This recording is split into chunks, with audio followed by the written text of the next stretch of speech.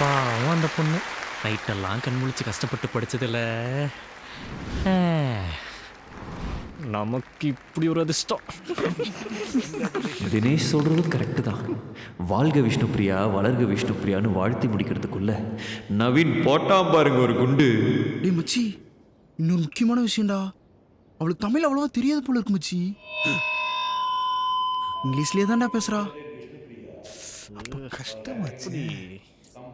Hi hello. ஐயோ அதுக்கு மேலே ஒன்றும் வர மாட்டேங்குது. நமக்கு தெரிஞ்சதெல்லாம் டிங்கிள் டிங்கிள் லிட்டில் ஸ்டார் தான்.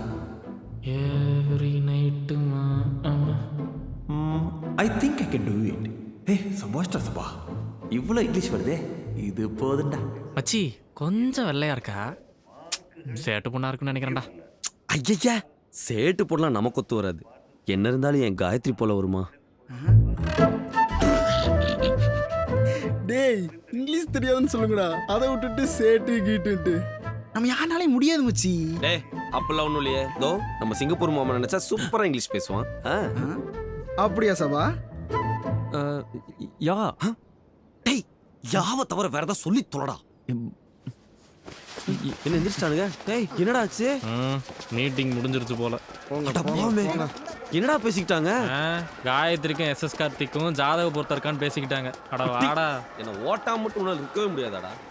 இருங்கடா காயத்ரி மட்டும் எனக்கு செட் ஆகட்டும்.